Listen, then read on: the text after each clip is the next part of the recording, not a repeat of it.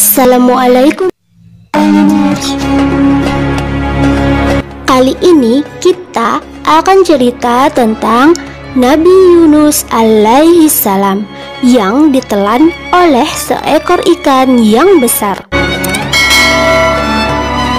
Dengan bismillahirrahmanirrahim, kita mulai saja ceritanya. Nabiullah Yunus atau Zunnun atau Zinun atau Zannuni diutus di wilayah Ninawa, Irak. Kisah tentangnya diabadikan dalam Kitabullah Surah As-Saffat ayat 139 sampai 148. Dibuka di ayat 139-nya. A'udzu billahi minasyaitonir rajim wa inna yunusa laminal mursalin. Dan sungguh Yunus benar-benar termasuk salah seorang rasul. Di sana penduduk Nainawa menyembah berhala yang merupakan tradisi turunan nenek moyang mereka dahulu. Telah begitu lama Nabi Yunus berdakwah di sana, tetapi tidak ada satupun yang mengikutinya. Rakyat Ninawah begitu menutup hati, memberontak dan selalu mengusir Nabi Yunus. Mereka berkata, "Hai Yunus, pergilah kau dari sini. Ketahuilah, Tuhan kami terlihat, sedang Tuhanmu tidak terlihat, hanya khayalan." Kemudian mereka meledak Nabi Yunus dan tertawa terbahak-bahak. Yunus menjawab, "Sadarlah semuanya, jika kalian seperti ini terus, Allah akan murka dan menurunkan azab yang besar." Nabi Yunus sangat lelah dan putus asa dengan kaumnya. Nabi Yunus berdoa, ia ingin pindah tempat dakwah ke negeri lain saja. Nabi Yunus terus melangkah, pergi menjauh dari Nainawa, hingga sampailah ia di dekat pantai. Dan di sana dia mendapati sebuah kapal yang penuh dengan muatan. Nabi Yunus meminta izin kepada nakhoda kapal untuk ikut berlayar bersama mereka. Meskipun kapal sudah sangat penuh dengan barang-barang dan orang, kapten kapal mengizinkan Yunus untuk masuk karena mereka tahu Yunus adalah orang mulia dan merupakan seorang nabi. Meskipun orang-orang di atas kapal berbisik-bisik, "Hei, lihatlah, bukankah sangat aneh mengapa seorang nabi ikut di kapal kita?" "Iya Benar, aku dari tadi juga berpikir seperti itu." Ketika kapal mulai berlayar, Saffat 140, Allah Subhanahu wa Ta'ala berfirman, "Is'abaqa ilal fulqil mashhun." Ingatlah ketika dia, Yunus, lari ke kapal yang penuh muatan. Di tengah perjalanan, kapal yang isinya sudah sangat padat itu mulai goyang. Keadaan cuaca juga sedang buruk. Kapal kehilangan kendali karena badai dan ombak besar. Kapal memang sudah penuh dan keberatan, sehingga benar-benar goyah. Sehingga demi keselamatan orang banyak di atas kapal tersebut, mereka semua memutuskan mengadakan semacam qur'a atau undian dari sejenis kayu atau batu yang diaduk atau dikoclok untuk diambil salah satunya, di mana jika nama salah satu dari mereka keluar, maka seseorang yang terpilih tersebut harus keluar dari kapal atau melompat ke laut. Undian pertama, nama Nabi Yunus yang keluar. Tetapi mereka, orang-orang kapal, memasukkannya kembali. Mereka menyangka ini mungkin keliru, dan mereka juga tidak mau seorang nabi yang melompat ke laut. Di undian berikutnya yang muncul nama Nabi Yunus lagi. Ada yang menyatakan 3 kali berturut-turut. Intinya berulang-ulang kali pun tetap nama Nabi Yunus yang keluar. Akhirnya Nabi Yunus menyadari ini takdir Allah. Mungkin inilah yang dikehendaki Allah. Nabi Yunus pasrah. Dia pun melompat ke laut.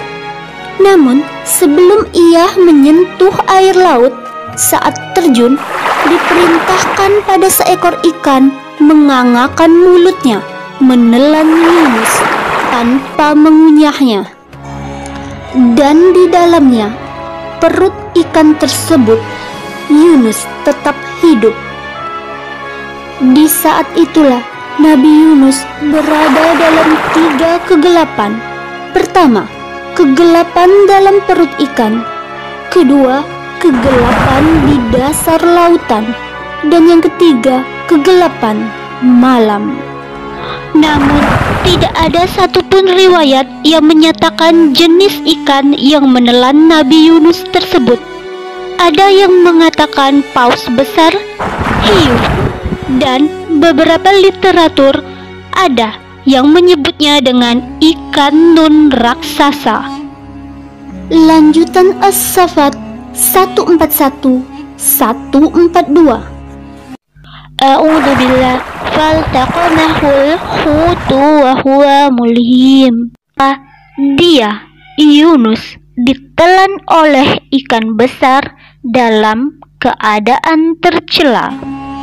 Sementara itu, di Musil, desa Nainawa, mulai tampak awan mulai sangat gelap, seperti langit mau runtuh. Telah mulai tampak tanda-tanda azab Allah akan turun. Penduduk di sana yang dihuni sebanyak 130 sampai 140 ribu manusia, semuanya ketakutan. Kemudian mereka menangis. Beberapa orang di antara mereka berkata, "Wallah, demi Allah, inilah tanda-tanda yang sering diperingatkan oleh Yunus kepada kita." Hati-hati mereka terguncang. Kemudian satu kampung tersebut beristighfar, sujud ke bumi, dan memohon pengampunan dari Allah. Tangisan-tangisan mereka terdengar bergonta-ganti dengan pengucapan astagfirullah. Ya Rabb, ampunilah kami mohon, kembalikanlah Yunus kepada kami. Beberapa saat kemudian, awan-awan pekat tersingkir. Tanda-tanda guruh dan petir yang akan muncul hilang. Perlahan langit berubah kembali seperti biasa. Mereka semua kemudian mengucapkan Alhamdulillah dan sangat bersyukur dari hati mereka yang paling dalam. Kembali ke Nabi Yunus yang masih di dalam perut ikan. Di sana Nabi Yunus sangat menyesal telah meninggalkan kaumnya. Di dalam perut ikan, Nabi Yunus berzikir dengan mengucapkan kalimat La ilaha illa anta subhanaka inni kuntu minaz zalimin. Bacaan tersebut melesat hingga menembus langit, menggema di sekitaran malaikat, hingga para malaikat meminta syafaat kepada Allah untuk mengabulkan doa Nabi Yunus.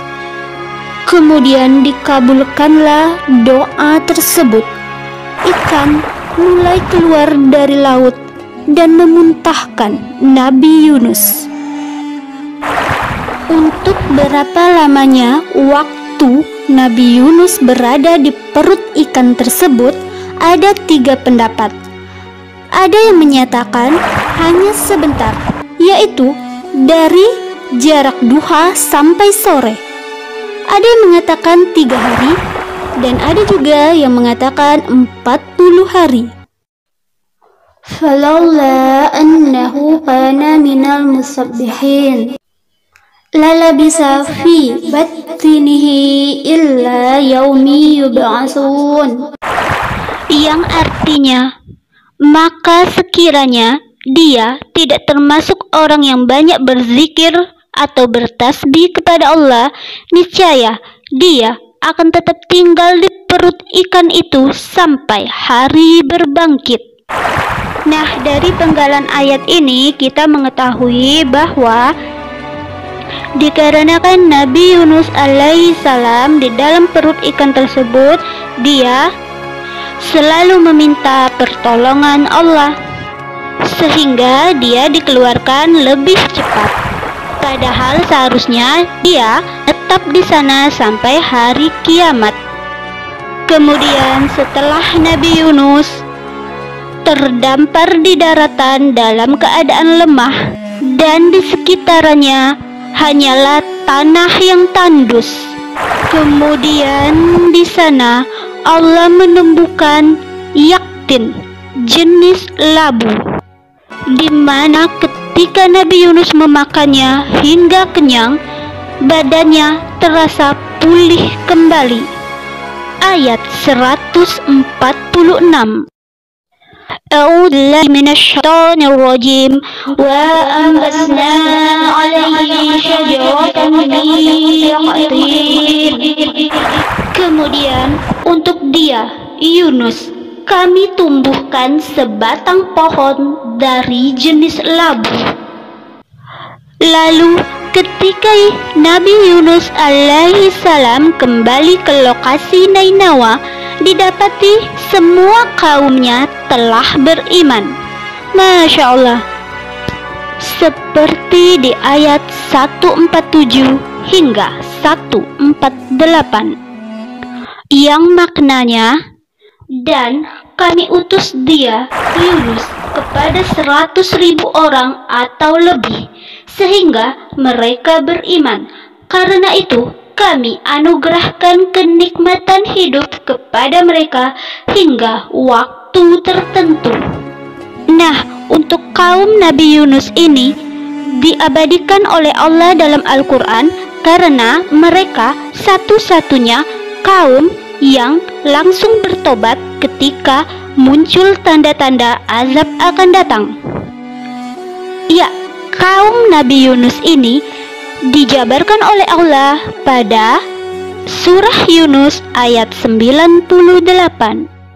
Walaula kanat qaryatun amanat fanafa'aha imanuha illa qauma Yunus. Maka mengapa tidak ada penduduk suatu negeri pun yang beriman, lalu imannya itu bermanfaat kepadanya selain kaum Yunus?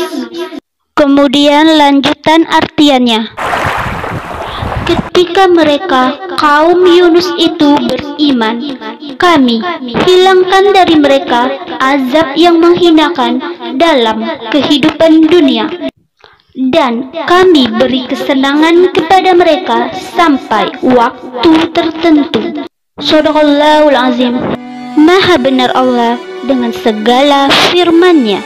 Baiklah, dari kisah Nabi Yunus alaihi salam tadi kita bisa mengambil beberapa hikmah, yakni dengan mencontoh Nabi Yunus alaihi salam, ketika ia melakukan khilaf atau dosa, Nabi Yunus alaihi salam bukan meneruskan ataupun larut dalam dosa tersebut, tetapi seketika menjadi sadar dan langsung memohon ampun kepada Allah yang Ghafur, Maha Pengampun. Dan begitu juga dengan kaum Nabi Yunus yang langsung bertaubat atas kesalahan mereka. Oke, cukup sekian untuk video kali ini. Semoga manfaat. Afwan, syukran, jazakumullah. Wallahu alam bisawab. Astaghfiruka wa atubu ilaih. Dan wassalamualaikum warahmatullahi wabarakatuh. Bye.